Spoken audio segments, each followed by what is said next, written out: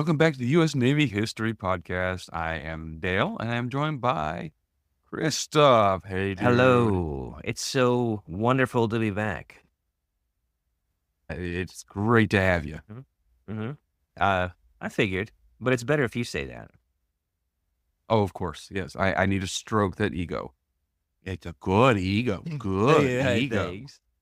So, last time we had started on covering the Enterprises, the most famous name in naval history, at least in my opinion.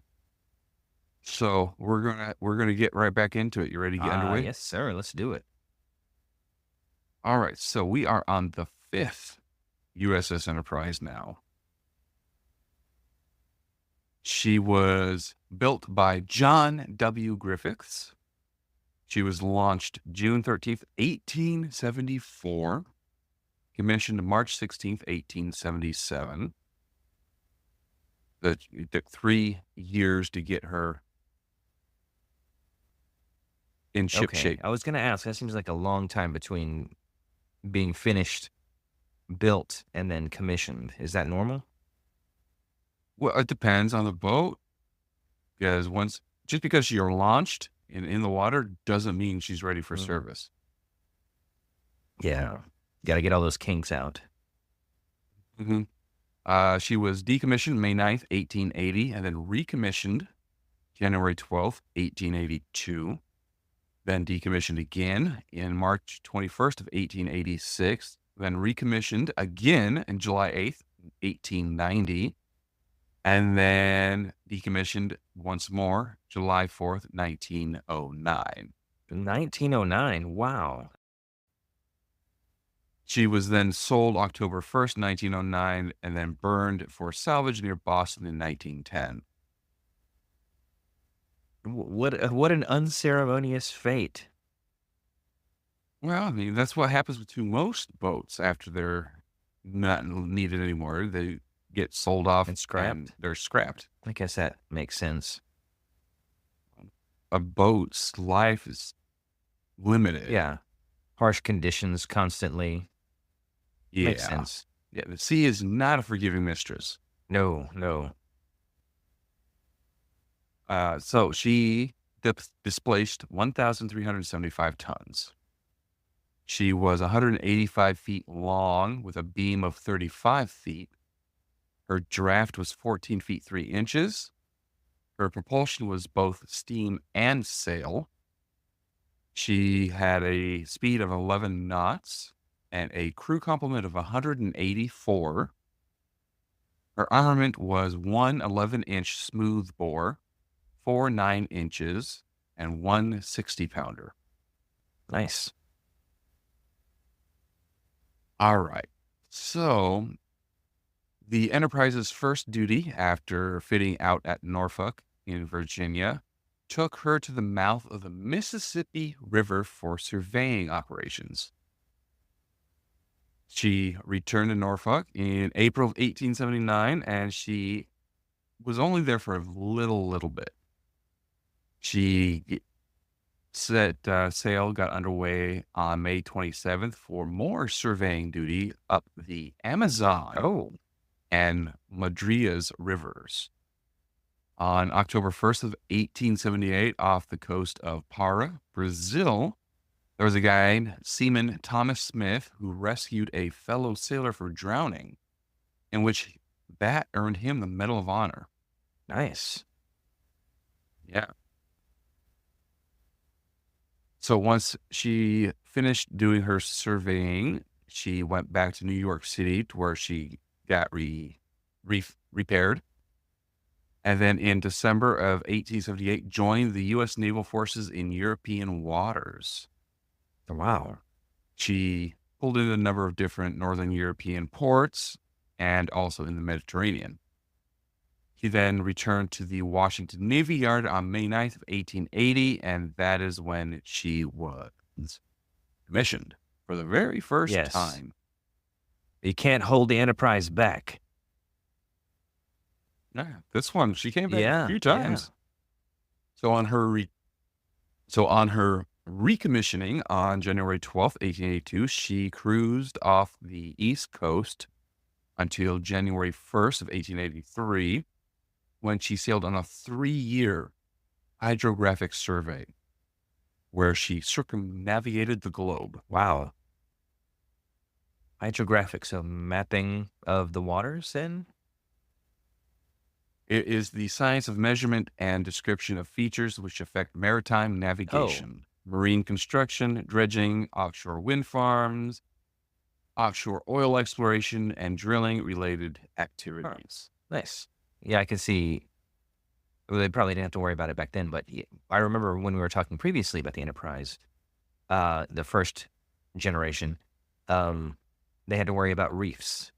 They weren't familiar with certain areas, and that had to be, if you knew the waters, you were fine. But this kind of standardizes it and records it, so everybody's like, "Oh, don't sail here, you're gonna get grounded." Right. The Navy was big on surveying during this time. So, get an accurate map of all the Yeah. waters and guess who's able to maneuver Mhm. better. So during this time, she was commanded by a guy named Albert S. Baker. They added a lot of information to the knowledge of oceans, currents, and bottoms. And she was a neutral witness for the Battle of Fuzan on August 23rd, 1884, during the Sino-French War. After this, she was then decommissioned once again on March 21st, 1886, in New York. Then on October 4th, 1887, they were like, "Hey, come on back. We want you You did again." such a good job. So she set sail from Boston in January of 1882 for 2 years in European waters and the Mediterranean, as well as the east coast of Africa, where she was just like, "Look at us. We're Americans. We're here." Cool. She then returned to New York in March of 1890 and was decommissioned again on May 20th. She was recommissioned for the last time July 8th, 1890, and for the next year operated mostly in the Caribbean. From September 1891 until September 1892, she served as a training and practice ships at the United States Naval Academy in Maryland. Whoa. On October 17th, 1892, at Boston, she was lent to the Commonwealth of Massachusetts for duty as a school ship at the Massachusetts Maritime Academy. Well, that's cool. Yeah. She trained cadets for 17 years. That's a long life. Yeah. She was given back to the Navy on May 4th, 1909, and was sold October 1st. And again, she was burned for salvage near Boston in I 1910. see. So, when they say she was sold, does the Navy still sell decommissioned ships? Yes, it's more back at this Uh-huh. time was a bit different. They got whatever value they could out of it. Now, the most boats, from what I understand, when they're sold off, it's mostly just ceremonial. People pay like $1 Oh, okay. when they go to be salvaged. I see. When they're turned into museum ships, I don't think the Navy receives any money Okay. whatsoever. But it's a long, grueling process to acquire a ship for museum ship. Well, what if I just wanted to, like, scoot around the Gulf of Mexico in my, retired Navy ship as a private citizen of the United States? The smaller ships, you might be able to pay and buy one. It's not going to be $1. I'd be willing to go as high as $7. Yeah, you're probably not doing that Okay, either. well, if they insist, that's fine. I'll pay one. Well, but that's the 1874 Enterprise. Interesting. That's cool.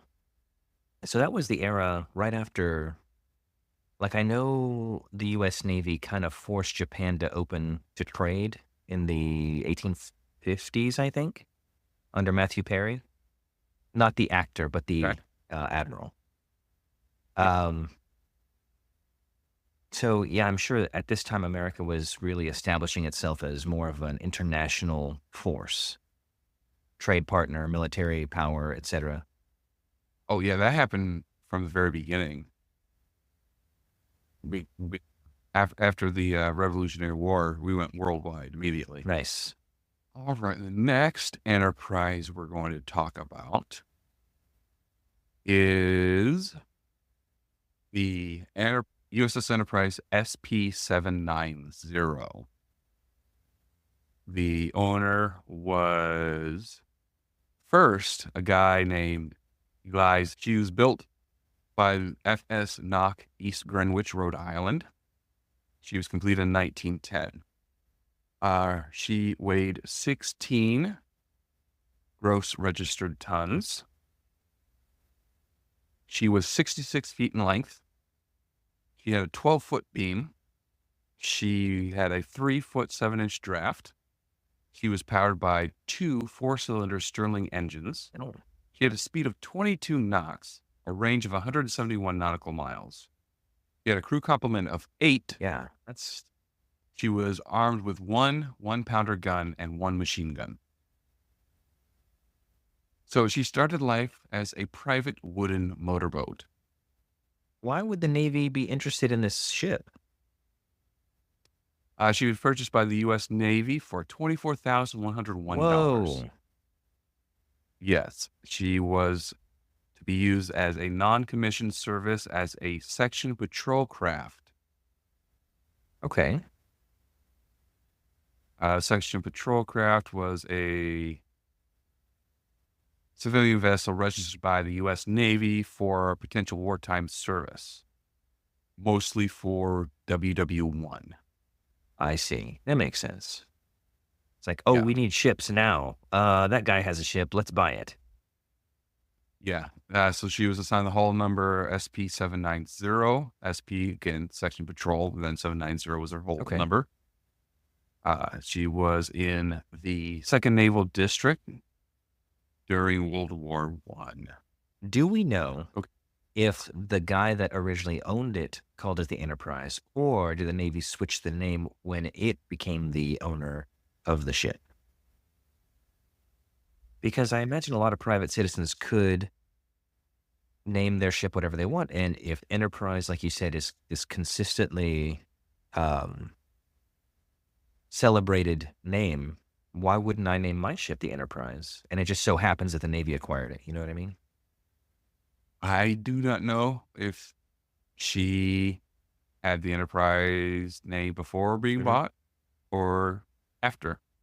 Ooh, homework for the listener. Please contact us and wait to the end of the episode for all our contact information. You could have the right answers and send it to us.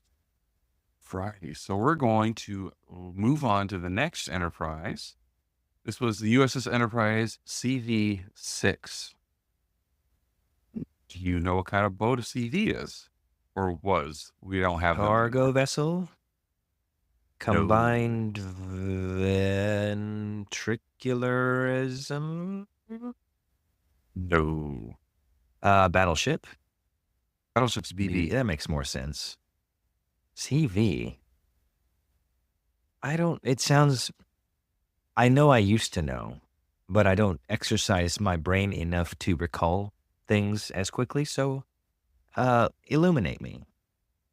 And any of the CVs are all museum ships. And I don't know how many there are left Uh-huh. out there, but CV, it means the fixed wing aircraft carrier. Oh, okay. Fixed wing aircraft carrier. Fixed CV is fixed I wing see. That's, aircraft carrier. wow.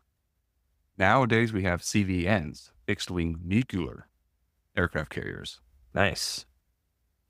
There you go.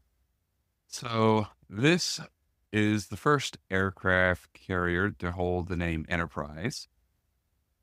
She was ordered in 1933, was built by the Newport News Shipbuilding. She was laid down July 16th, 1934, launched October 3rd, 1936, commissioned May 12th, 1938, decommissioned February 17th, 1947. We have some nicknames for her: the Big E, the Lucky E, the Gray Ghost. A lot of these carriers had the Gray Yeah. Ghost. The Galloping Ghost. She received 20 battle stars, a Presidential Unit Whoa. citation, and a Navy Unit commendation. That's impressive. Well, you remember what was Yeah. happening in The timing of that ship this couldn't have been time? better. I was like, "Oh, yeah." Built and commissioned in the 30s, retired in the late 40s. What happened between there? What happened Oh, during that yes. time? The Great War Part 2. Yes. She was scrapped in between 1958 and 1960. It took 2 years to recycle her. Wow. Those are it was called the Biggie. The Big Oh, E. the Big E, like for Enterprise? E. I thought you meant like Enterprise. a Wendy's shake, a Biggie shake. No, it's No. different. That's good. Yeah. All right. So she was a Yorktown class aircraft carrier. She displaced 19,800 standard tons. She displaced 25,500 tons when fully loaded. Whoa. When she was refitted in 1943, she then weighed 21,000 standard tons and then 32,060 tons fully loaded. Golly. That's massive. Her waterline was 761 feet long. Overall, she was 809 feet 6 inches long. Golly. After she was refitted, she was actually 827 feet 5 inches long. She had a beam at the waterline of 83 feet 2 inches and overall 108 feet 11 inches. After her refit, her beam for the waterline was 95 feet 5 inches and 114 feet 2 inches overall. Wow. She had a draft of 25 feet 11 and a half inches. She was powered by 120,000 horsepower, 89,484 kilowatt power plants. She had 9 Babcock and Wilcox boilers. She had 4 shafts, 4 Parson geared steam turbines. She had a speed of 32.5 knots. Wow. She had a range of 12,500 nautical miles, 14,400 nautical miles if she maintained 15 knots. Yeah, you know. Slow down, better gas mileage, quote unquote. Quote unquote. She had a complement of 2,217 men. What a contrast to that last Enterprise. She had a SK air search radar.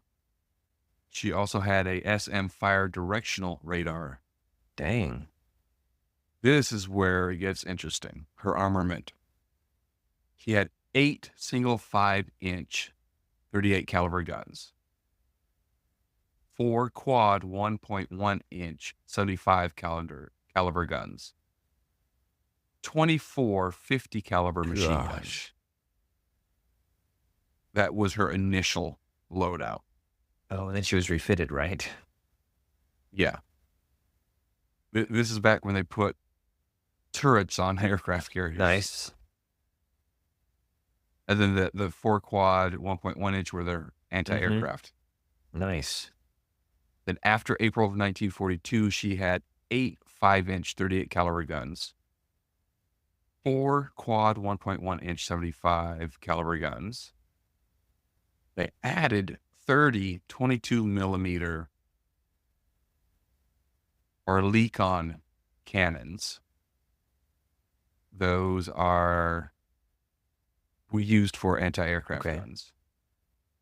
Then after that was from April of 1942. Then June to September of 42. In addition to those, they added 2 more 20 millimeters. Then after September of 1942, they changed the 4 quads to 40 millimeter Bofors guns.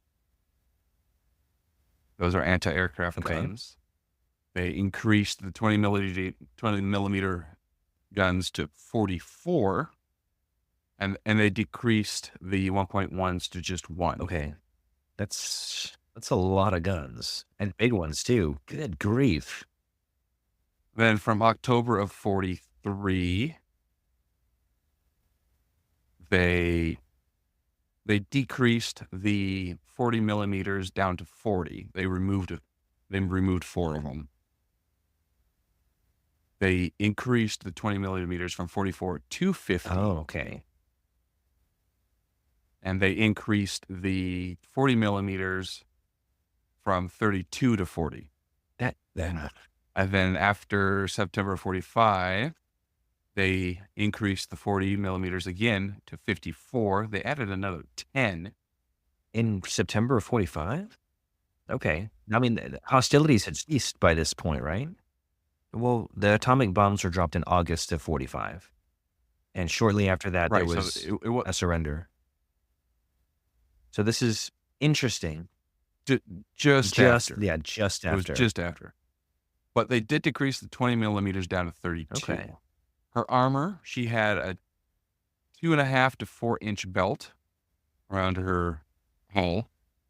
She had 60-pound protective decks. Wow. She had 4-inch bulkheads, 4-inch side and 2-inch top round. She had a 4-inch side and 2-inch top round conning tower. And she had 4-inch side over steering gear. That's pretty thick. Yeah. Her aircraft, the number of aircraft that she carried was 96 at fully loaded. She averaged 80 to 90. Dang, that She had 3 elevators, 2 flight deck hydraulic catapults, and 1 hangar deck hydraulic catapult. the engineering that must have gone into this. I mean, this is one of the first generation aircraft carriers, right? That's Yeah, the aircraft carriers were first put into service during World War II. unbelievable. That's just so cool. So let's see. So she was the 6th carrier built for the U.S. Navy and the 2nd of the Yorktown class. Again, she was launched on October 3rd, 1936 at Newport News Shipbuilding, sponsored by Lulai Swanson, who was the wife of the Secretary of the Navy, Claude A. Swanson. She was commissioned May 12th, 1938, with a guy in command named Captain Newton H. White, Jr. She sailed south on her shakedown cruise, which took her to Rio de Janeiro. A lot of enterprises go After into which- Rio. I've noticed. After which the captain was relieved and replaced by Captain Charles A. Parnell on December 21st. After she got back, she operated along the East Coast and in the Caribbean until April of 1939, when she was ordered to duty in the Pacific. So she was one of 14 ships to receive the early RCA CXAM-1 radar. This was the first production radar system deployed by the U.S. Navy, operating in the mid-high VHF frequency band of 200 megahertz. Let's see. A guy named Captain George D. Murray then assumed command of her on March 21st, 1941, where she became based out of San Diego. And she was then used for the filming of Dive Bomber, starring Errol Flynn and Fred McCary.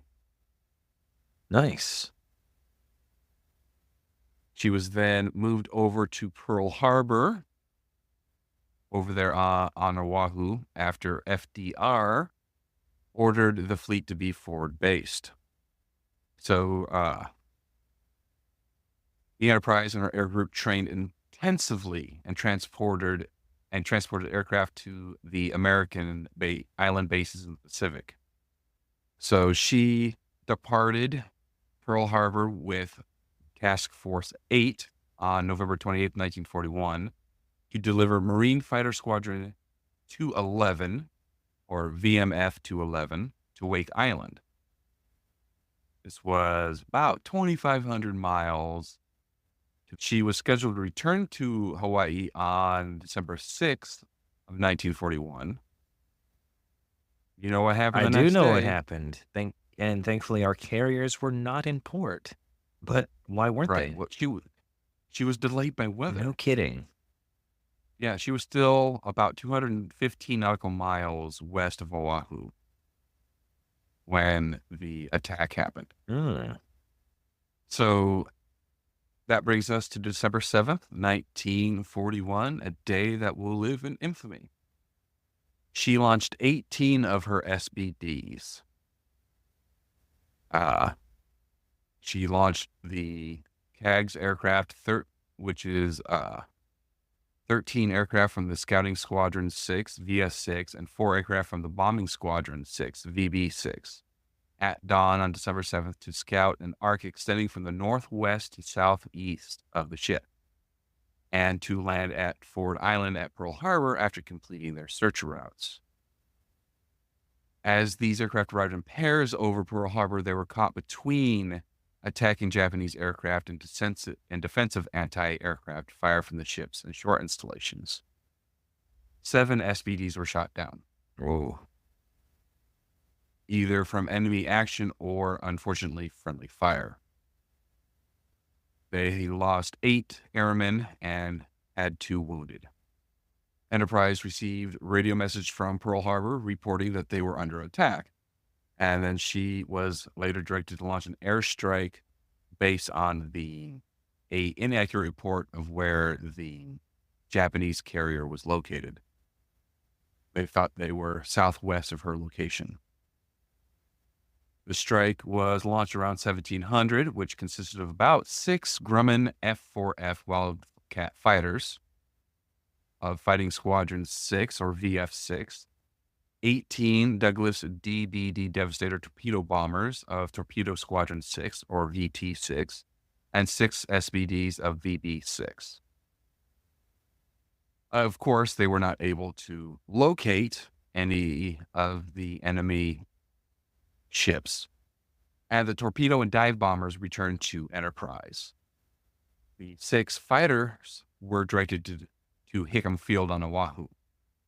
Now, the word of them getting there were broadcast to all ships and anti-aircraft units in the area. But when they arrived in their airspace, it triggered panic and firing. Oh. They shot down 3 of them, killing their pilots. I mean, it's understandable. No, not really, because they were told Oh. American fighters were coming in. Yeah, that's true. Right. So no, it is not understandable. Well, I would think that the trauma of that surprise attack may have really shaken them. But you're right. They were shaken, but they were also professionals, right? Mm-hmm. Absolutely. I give them the blame. Oh, yeah. So 3 are down by being shot down. A 4th ran out of fuel, and the pilot had to bail out. The other 2 landed safely. The Enterprise then pulled into Pearl Harbor to take on fuel and supplies on the evening of December 8th.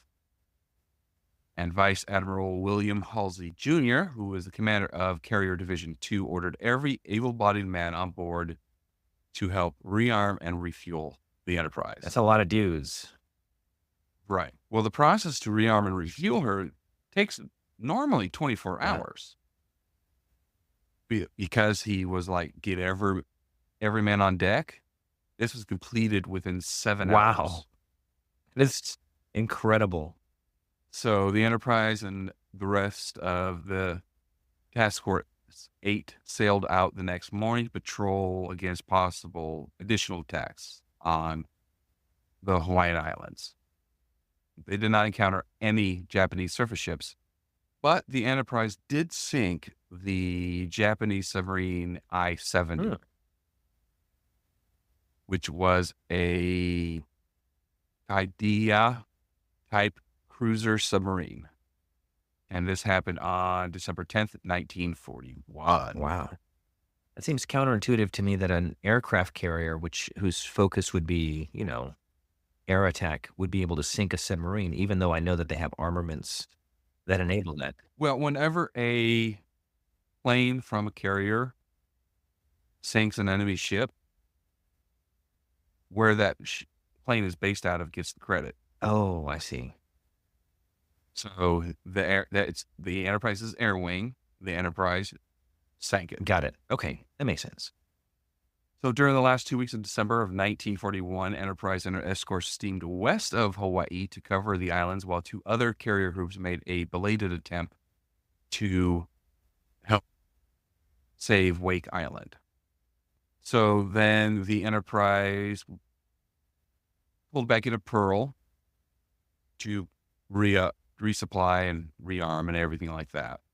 And then got underway again January 11th, 1942 to protect convoys that were reinforcing Samoa. A little aside, on January 16th, 1942, a TBD VT-6, who was piloted by Chief Aviation Machinist Mate and enlisted naval aviation pilot Harold F. Dixon, they got lost on patrol, ran out of fuel, and ditched. Dixon and his 2 crewmates, Bombardier Anthony J. Pastula and gunner Gene Aldrich, survived for 34 days in a small rubber raft. Wow. Yeah, and this was after their food and water were washed overboard. They drifted ashore on the atoll of Paka, where the natives fed them and contacted Allies That's authorities. cool. Yeah. They were then picked up by the USS Swan, which was a minesweeper. Awarded the Navy Cross for extraordinary heroism, exceptional determination, resourcefulness, skilled seamanship, excellent judgment, and the highest quality of leadership. Yeah, surviving on a raft for a month. That's Over Yeah. a month. unbelievable.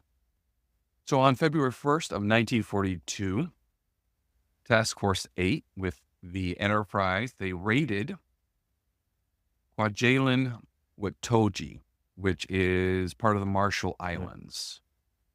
They also raided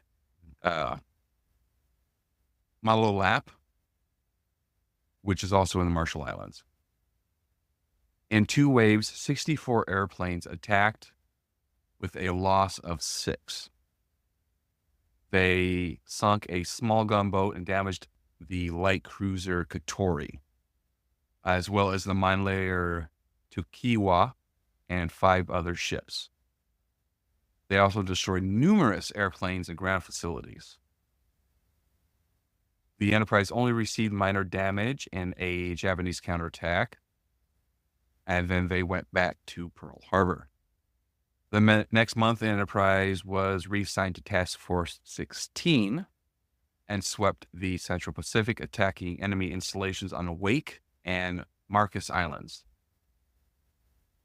Wow. They're really hot on the heels of the Japanese. Well, yeah.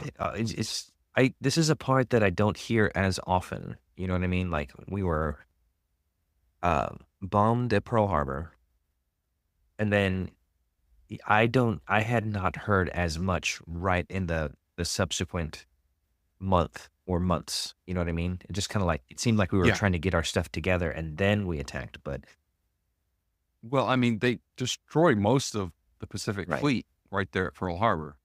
So it did take a while to replace those losses. yeah, absolutely, those things were massive and That took a long time to rebuild.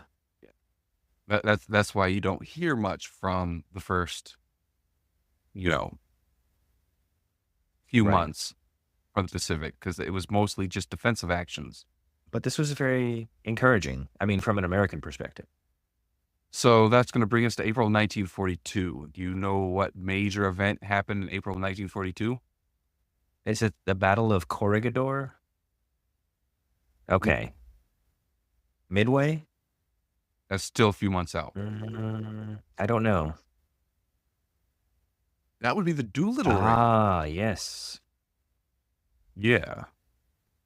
So this, so the Enterprise had some alterations and repairs of Pearl Harbor, when they were adding more and more guns. Yeah. Task Force 16 departed on April 8th, 1942 to rendezvous with her sister ship, which was the Hornet. They sailed west, escorting the Hornet on the mission to launch the 16 Army B-25 Mitchells and the Doolittle raid on Tokyo. Fighters from the Enterprise flew combat air patrol for the Hornet because all the Hornet had was the B-52s. Yes. Because all they could fit were the B-52s. The B-52s launched on April 18th and flew undetected 600 miles Wow. to Tokyo. So they had to launch early because a Japanese picket boat radioed a warning to Tokyo. So they launched their aircraft and then reversed course and returned to Pearl Harbor on April 25th. So that brings us to June of 1942.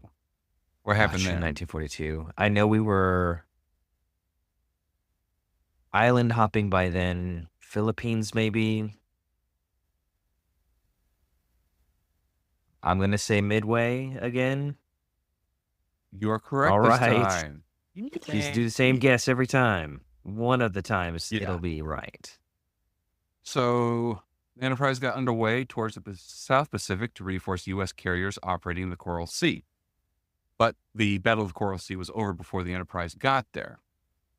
So with the Hornet, they did a feint towards Nauru and Banaba Islands, which caused the Japanese to delay Operation RY, which was to seize those two islands.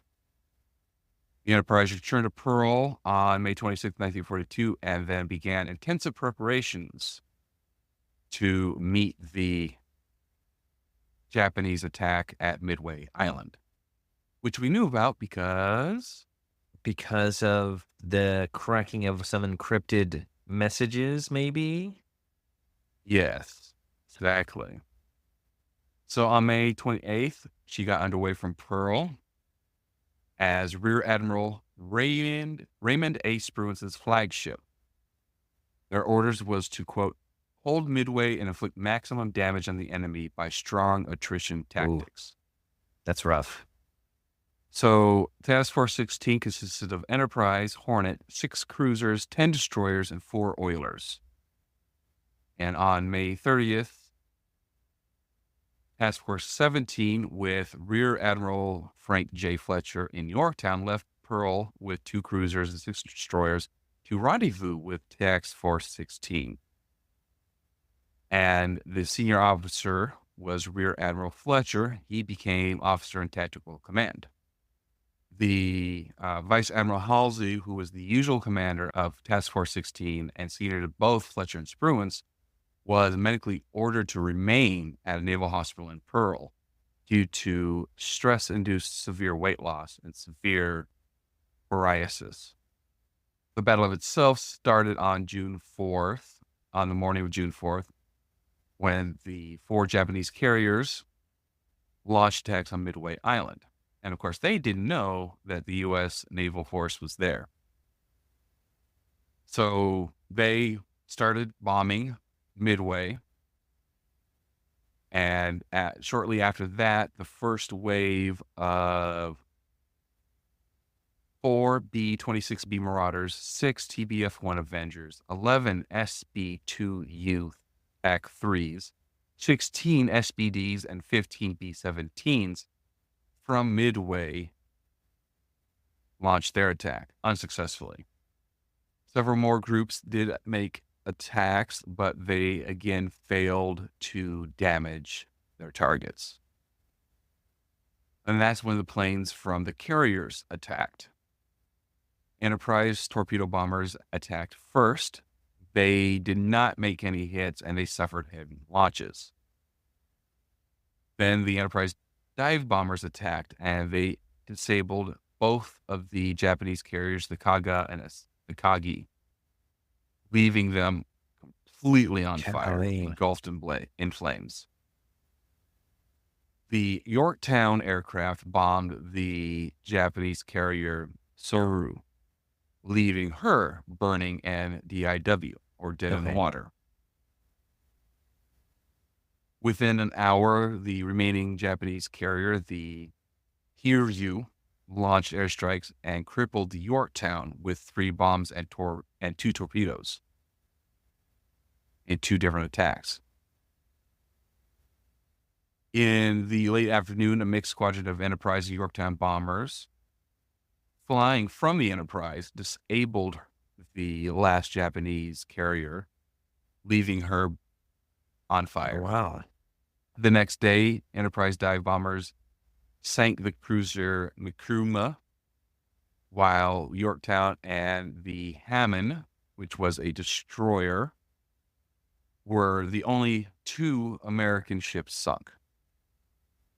That's really impressive. Like, the Enterprise is really laying a lot of devastation out. Well, this time we had the element of Yeah. surprise. That Makes a helped. big difference. Both task force lost a total of 113 planes, 61 of them in combat. Of course, the Japanese losses were much, much higher. 4 carriers were all scuttled, 1 cruiser, 272 aircraft with their air crews. The Enterprise herself came through undamaged and returned to Pearl Harbor on June 13th of 1942. Right. So next time, we're going to go with her to the South Oh, Pacific. man. We got a carryover Enterprise. How busy this one was. This was World War Oh, II, yeah, buddy. yeah. All right. So at the end of every episode, we like to honor one of our fallen angels with the help of HeroCards.us. So today we're going to honor First Lieutenant Alonzo Hereford Cushing. His hometown was Fredonia, New York. He served with the U.S. Army, Battery A, 4th U.S. Artillery, Army of the Potomac. He received the Medal of Honor. His date of sacrifice was July 3rd, 1863. Killed in action on Cemetery Hill, Battle of Gettysburg in Pennsylvania. He was 22. So in the past few decades, several service members of the Civil War have received posthumous Medals of Honor for their actions in keeping our nation together more than 150 years ago. One of them was Army First Lieutenant Alonzo Cushing, who helped stop Confederate soldiers from breaking through the Union line during Confederate Major General George Pickett's famous charge at the Battle of Gettysburg. Cushing was born January 19th, 1841 in Delafield, Wisconsin. His father died when he was 6, so his mother moved the family to Fredonia, New York, where he was raised with his 3 brothers who also served in the Civil War. After high school, Cushing attended the U.S. Military Academy in West Point, New York, graduating in 1861, around when the Civil War began. He was assigned to the Army of the Potomac's Battery A, 4th U.S. Artillery II Corps. Cushing trained volunteer troops and served as an ordnance officer and topographical engineer. But more importantly, he fought in several major battles over the first 2 years of the war. At Bull Run, Antietam, Fredericksburg, and Chancellorsville, among others. The American Battlefield Trust, which is a charitable group that aims to preserve U.S. battlefields, said Cushing was well liked. The group's website notes that he was known for his poise under fire, radiant grin, and infectious smile, which gave a soothing effect during the chaos of battle. So it's no surprise that the 126 men the 22-year-old led on their third day of the Battle of Gettysburg followed his directions loyally. On July 3rd, 1863, Cushing was commanding Battery A and 6 cannons positioned on Cemetery Ridge. Some of Confederate General George Pickett's roughly 10,000 men were about to push through a hole in the Union's defensive line when Pickett's soldiers fired their cannons on Cemetery Ridge. Cushing directed his artillery to return fire. After a few hours, all of Cushing's officers had been killed, and all but 2 of his cannons were destroyed. Cushing was wounded by shrapnel in the fight and was urged to move to safety, but he refused. He then ordered his cannons to move closer to the front and continue firing. He was struck again and suffered critical abdominal injuries that, according to the Battlefield Trust, caused him to have to hold his stomach to keep his entrails from spilling out. Cushing still refused to abandon his men. With the help of First Sergeant Frederick Fugger, who also earned the Medal of Honor for his actions that day, Cushing stood up and continued to direct artillery fire onto the rebels headed their way. A short time later, Cushing was hit in the head by a bullet and died. The American Battlefield Trust said he died just after the final rounds from his battery tore through the advancing enemy lines. Thanks to Cushing's dedication, courage, and training, Union soldiers were able to push the rebels back. From that day forward, the Confederacy never managed to mount another major offensive. Cushing was buried at West Point and posthumously promoted to lieutenant colonel. But it wasn't until almost 150 years later that he was formally recognized for his heroics, thanks to a nearly 30-year campaign by his family to award him the Medal of Honor. On November 6, 2014, that dream was realized. President Barack Obama presented the Medal of Honor to one of Cushing's 24 descendants who attended the White House ceremony. Shortly after that, the Navy's guided missile cruiser USS Gettysburg renamed its officers' dining hall the Cushing Wardroom in Cushing's honor. So, First Lieutenant Alonzo Hereford Cushing, we thank you. Thank you. All right, Exo, take us out. Okay, listeners, thank you so much for spending some time with us today. I hope you learned a little bit something about yet another enterprise. It's a bunch of enterprising episodes. Very exciting. If you want to turn in your homework that we mentioned earlier in the episode, there's a couple of ways to do that. Or if you just want to say, hey, you can email us at usnavyhistorypodcast@gmail.com.